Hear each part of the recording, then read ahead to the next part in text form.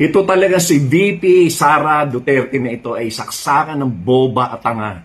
Isipin mo, sabihin ba naman niya na yung daw nangyari sa Tacloban, doon sa pamamaril ng mga bata, ay nagkulang daw sa intelligence ang ating pamahalaan. Ano? Intelligence?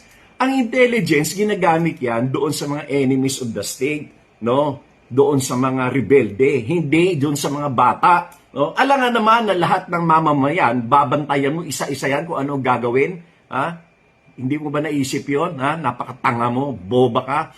Isipin mo, 115 million Filipinos, babantayan mo, you will need 115 policemen para bantayan kung ano ginagawa nila. Tanga ka. Intelligence pinagsasabi mo. That's because you lack intelligence. So, no intelligence at all. Yung intelligence ay ginagamit yan ng ating mga ahensya ng pamahalaan upang tiktikan at alamin kung ano ang mga ginagawa ng yung mga tinatawag na enemies of the state. No? Hindi mo yan pwedeng gamitin sa bawat mamamayan. Hindi ka nga pwedeng magduda pa tapos mababantayan mo, ganong gagawin mo, intelligence, napaka-boba mo, napakatanga mo.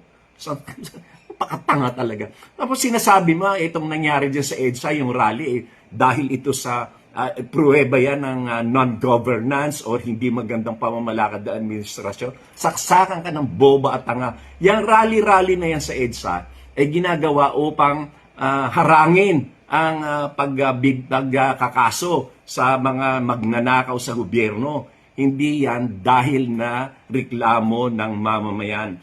Tumingin ka sa paligid mo, may nagrereklamo ba, may nagrarally ba ng mga group of farmers, ng mga IP, ng mga urban poor? Wala, sapagkat satisfied sila doon sa mga programa ng pamahalaan. Ang nagrarally na yan, kinakampihan lang nila magnanakaw, na kagaya ng mga kaibigan mo, no? Pati ikaw na rin, kinakampihan ka nila.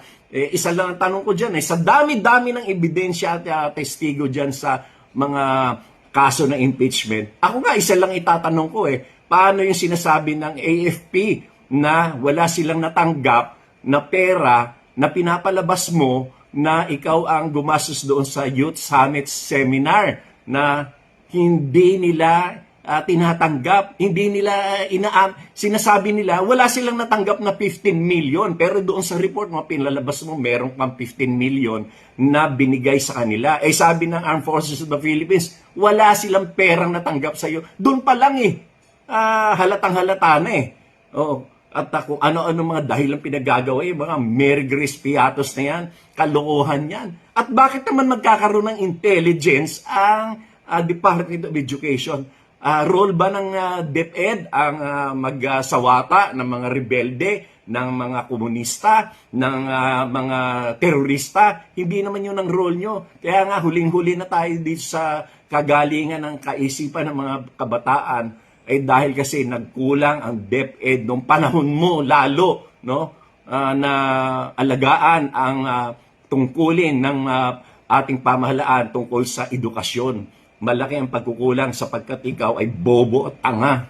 Saksakan ka ng tanga, Sara. Para magsalita ka ng ganyan, hindi mo nakikita yung nasa paligid mo. Napakaganda ng pamamahala ni Pangulong BBM. Ikaw ang walang kakwenta-kwenta. Kaya dapat ikaw mag-resign dahil wala kang kakwenta-kwenta. Bukod sa boba ka na, tanga ka pa, hindi ka pa marunong magsalita, mali-mali ka pa mag-English, mali-mali pa yung mga sinasabi mo. Naku, dapat ka talagang malaking pagsisisi na kung bakit ka kinuha namin doon sa unit team. Malaking pagsisisi.